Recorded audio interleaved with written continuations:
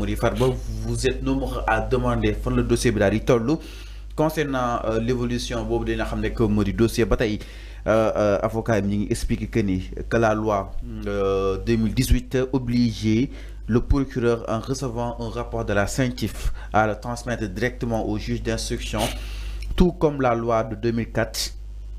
Cependant, la loi du 20 août 2023 a abrogé ces dispositions et instauré un pôle judiciaire financier, un procureur de la République financier et des juges d'instruction spécialisés.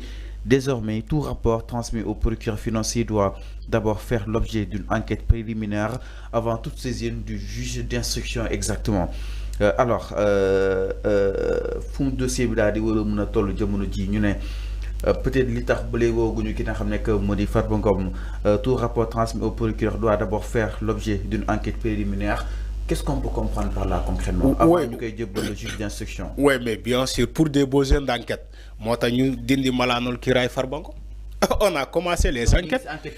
Enquêtes yi yàgg nañu ko commencé. Yàgg nañu commencé enquête préliminaire yi parce que la justice aussi doit bafouer les droits de Farba. Chaque jour ma wax ko fi. Il s'agit pas de Farba.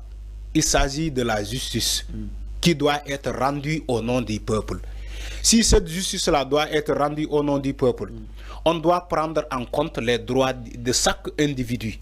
Les droits de chaque individu, de chaque citoyen sont respectés. Donc, Farba ne sera pas l'exception. Ils vont respecter et les droits de Farba, ils vont respecter et les droits de tous les Sénégalais. Moi, pour des besoins d'enquête, la justice prend son temps de faire ses enquêtes, de rassembler tous les mécanismes nécessaires avant de procéder à la convocation de Farba Ngom. Parce que toutefois, si nous convoquer, les choses vont s'accélérer. Soit nous confirmons, ou nous infirmons. Si que Farba est reconnu coupable, nous diarale ko fuñ ko wara diarale selon la loi. Selon la loi. Biwaki blanchiment de capitaux. Il y a une loi régie pour ça. Je crois que Macky Sall en savent quelque chose.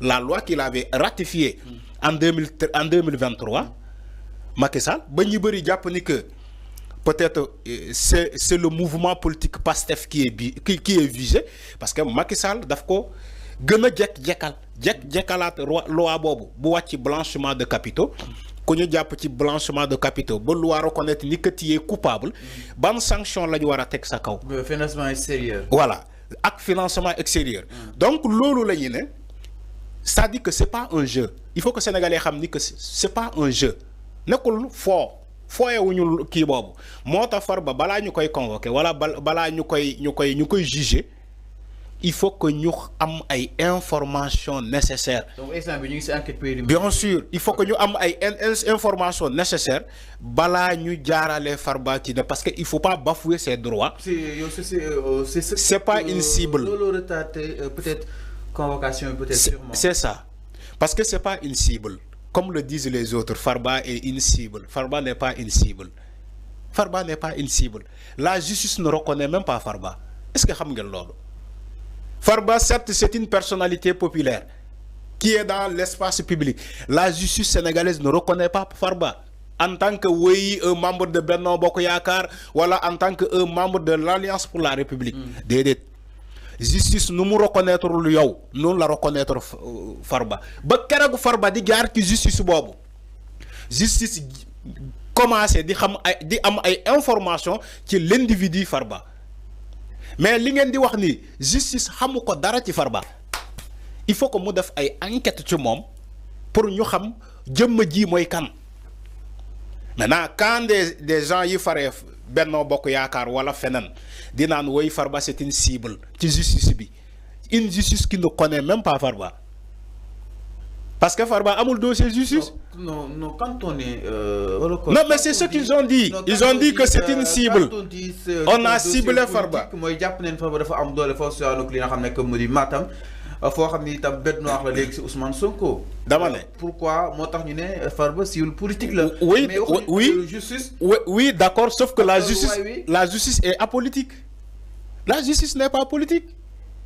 Si vous dites que Farba oui c'est un opposant farouche à Ousmane Sonko oui Ousmane Sonko moko faagagal lolu mën na yem ci espace politique bi. non kenn Ousmane Sonko moko faagagal. mais ñom ñoko wax. dañuy ne Ousmane Sonko c'est une machine. non Ousmane Sonko annoncé woon na ko. donc c'est un sort promis à Farba. Yow kon tu es en retard par rapport aux informations. ñoom dañoo jàpp ni Ousmane Sonko annoncé woon na ko. non je suis sérieux. promis à Farba. je suis sérieux. Farba est en train de vivre son sort. dama ne kon yow tu es en retard par rapport aux informations parce que si un ancien ministre comme Mamadou Diagne Fada dit que ñun xam nañu lu xew. Ousmane Sonko moo nekk ci ginnaaw boobu pour teg loxo Macky Sall il faut que mu jaarale ko ci Farba. faagaagal Farba ba pare jéem a accéder à Macky Sall benn Diagne Fada moo ko wax. Pape Malick Ndour lan la wax Ousmane Sonko moo nekk ci ginnaaw loolu pour yóbbu Farba kaso parce que waxoon na fii nii lii moo nekk dernier campagne am mooy ñaareel bi. troisième bi Abdou Karim comment il s'appelle l'ancien ministre de la communication et comment comment il s'appelle Moussa Bokar Thiam. Moussa Bokar Thiam il a dit la même chose keneen ku mujjee wax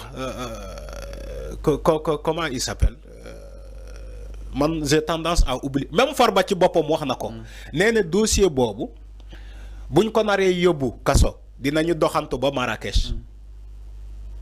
Farba moo ko wax Ousmane Sonko bi ko bëgg a yóbbu kaso il faut que mu doxantu ba Maroc Marrakech tout ñoom ñëpp discours bu ñuy tenir mooy Ousmane Sonko moo nekk ginnaaw CENTIF Ousmane Sonko moo nekk ginnaaw justice bi Ousmane Sonko moo nekk ginnaaw toutes les institutions apolitiques. C'est très grave de dire ces choses-là. Si tu ne sais pas, dis tout simplement je ne sais pas. C'est la reconnaissance. Yalla ci bopam accepté na lolu. Ci alcorane yalla wax nako. Bul fekk jotay ñi waxtaan yow nga ñoo émission te xamoo lu ñuy waxtaan. Da ngay maanu bo xamulé nga maanul neel xawma. Mais ay nit xamuñu ba paré di taxaw dina non Ousmane Sonko mo nek ginaaw cette machine là pour faagaagal un adversaire politique qui est Farba Ngom. Même CENTIF lu CENTIF def il faut que ñu ne Ousmane Sonko moo ko def moo tax ma ne c'est l'argument le plus facile boo xamulee da ngay maanu bàyyi justice def liggéeyam parce que justice mooy def liggéeyam te justice dafa war a def liggéeyam. alors mi noonu par rapport ak. justice dafa war a def liggéeyam. alors mi non exactement par rapport ak mbiru ki nga xam ne que moo di Farba Ngom donc nag jàpp itam jamono ji ñi ngi ci enquête préliminaire yi laata ñu koy daal di jëbal exactement le juge d'instruction loolu moo des exactement si dossier bi Farba daal di war mën a expliquer exactement devant les enquêteurs.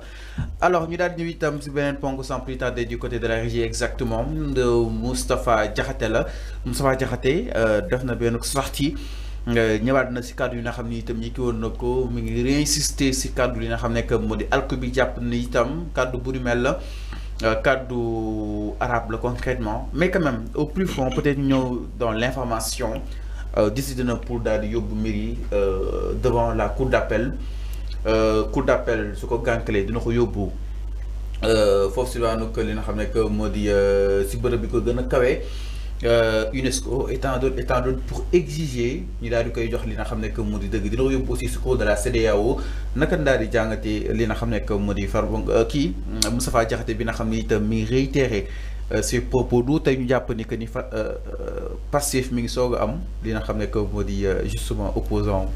Mais si il a tellement d'énergie bu fekkee le vieux Moustapha Diakhaté dafa